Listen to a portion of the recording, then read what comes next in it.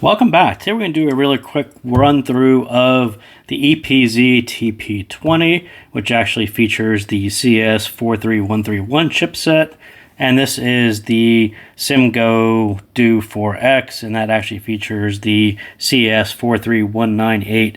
So a slight difference between the chips, slight difference between power. You can look up the specs and all that stuff. I'm not going to run through a sheet of specs and waste your time. But I do kind of want to point out, I would say both of these are what I would call opportunistic. Here you can see the price of the DEW4X, $79.99. Here's TPZ20, and it is $78.96. So about $80. And neither of these are on sale at the moment. But I would say just put them in your cart.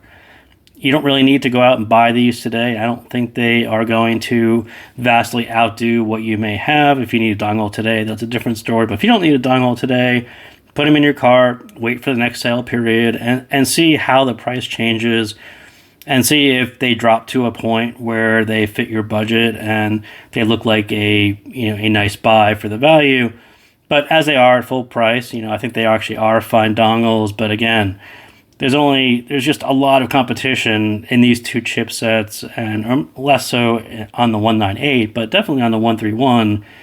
And I wouldn't say that either of these two are breakout stars or going to revamp the dongle landscape. I think they are pretty much along the lines of things that you may already have or have already looked at. So that is what we got there. Again, put them in your cart, watch the prices, and eventually they will drop and go on sale. And at that point, you can reevaluate your needs, and maybe other dongles will come along the way. But there's no real reason to jump out and buy these today. So let me start with my bias and a kind of a disclaimer. I tend to like the soulless ESS sound. Most CS chips, including these two, tend to sound a little bit warmer, more colored to me. That's just where I started. I have a tendency to like ESS. I also like topping. Some people call those unmusical, soulless, dead. Yes, I understand all that. I still like it.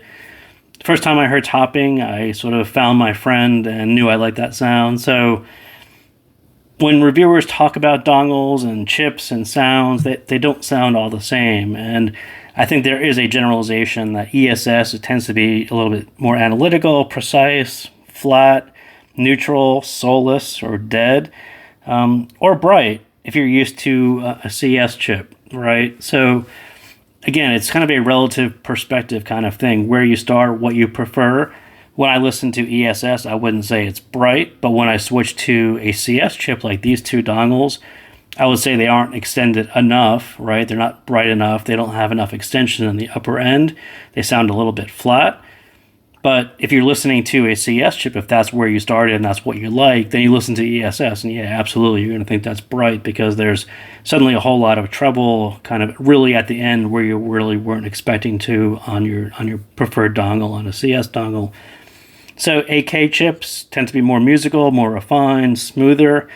I think those are great as well, but yeah, I tend to like ESS stuff. But as AK kind of starts rolling out more and more devices, I'll probably start picking up more of those.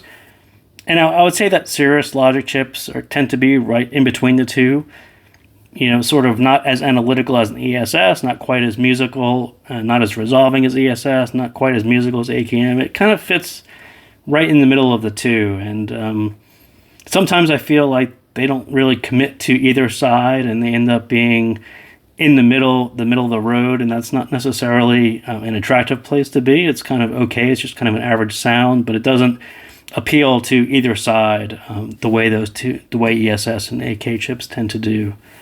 So if you were ever curious about what 43198 versus 131, 131 tends to sound similar because it's really a single chip solution. This one is very similar to, I think there's actually 3 other dongles that come in the same case with the same exact configuration.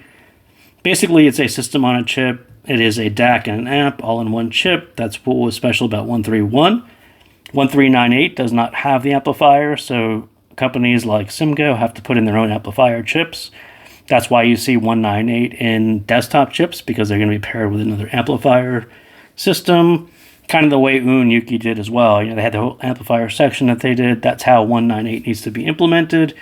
So that's just kind of a basic difference between the two. And as I said, so 198 does require an external amp section, and so you end up with a little bit more variation, kind of the way Yuki did it, the way Simgot does it, and these guys tend to be the same because there isn't that much variation. There are some people who implemented their own amplifier sections on 131, but for the most part, you're hearing a 131 is similar to other 131s.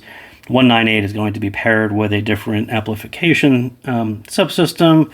You're going to get a little bit more variation, so that's just something to take note of.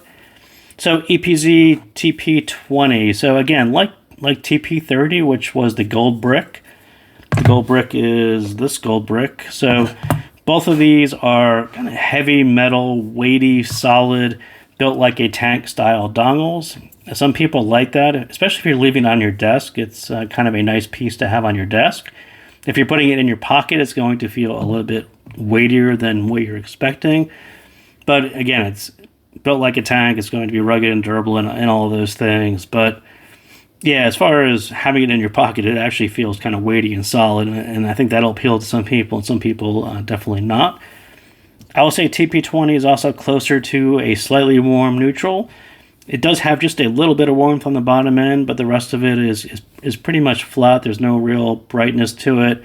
I will call it, if you get engagement from upper energy, kind of the way I talked about ESS, TP20 is very relaxed compared to TP30. So this one is an ESS chip, and you definitely notice it at the higher end.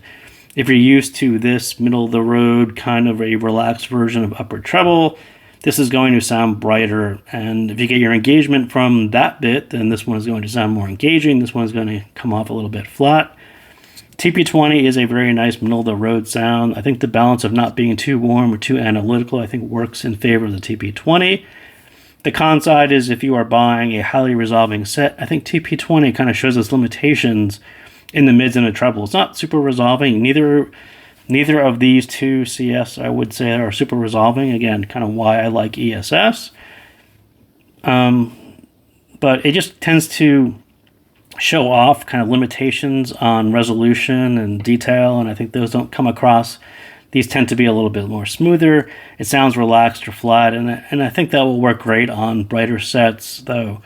Right? I think there's quite an advantage of having something that doesn't add a lot of brightness or have a lot of top end that's more noticeable. It tends to work better on brighter sets if you kind of pair the opposites, and that's exactly where TP20 would fit in.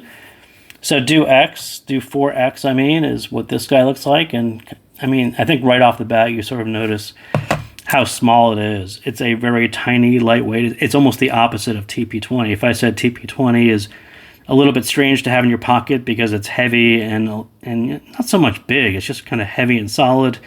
DEW4X is the opposite of that. It's tiny and lightweight, and not a powerhouse on output power, but the trade-off is size and weight. It's just tiny and really nice to put in your pocket.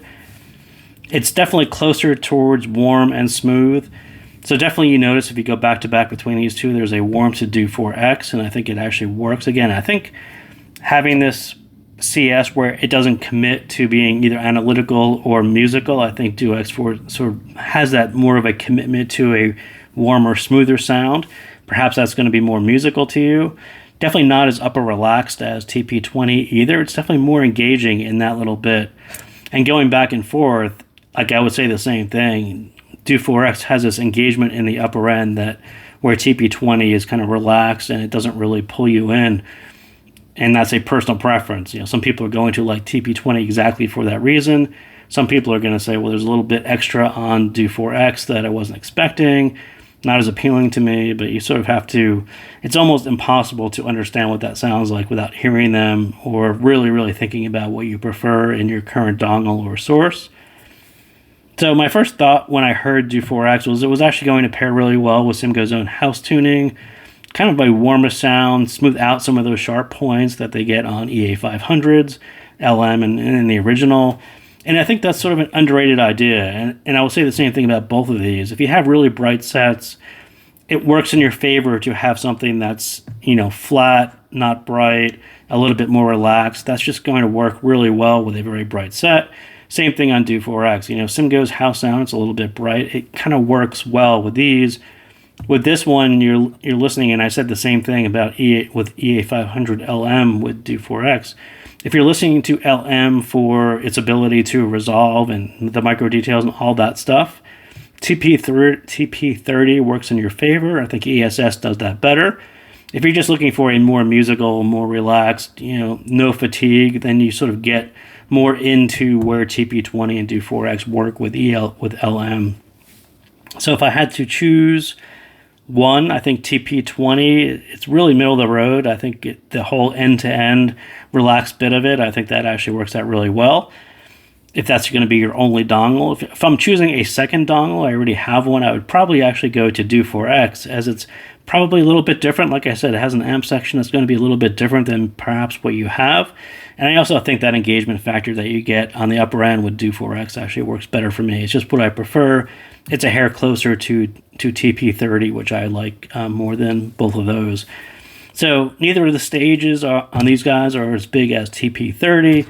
But again, I think DEW4X actually edges out TP20 in that area, simply because I get a lot of stage information from upper treble and extension, and that comes across better. And where it hits my ear on DEW4X is just, it comes across a little bit flat on TP20 and not as big. So just as I talked about soundstage in my video, it's kind of a crazy town thing, but when you listen to them back to back and you hear where the sounds are actually hitting your ear and the airiness of that, you sort of figure out that there is a difference between how they implemented the way far end treble on those guys. So that is a quick talk on a lot of rambling on a bunch of dongles. So thank you guys again for tuning in, and I will see you next time.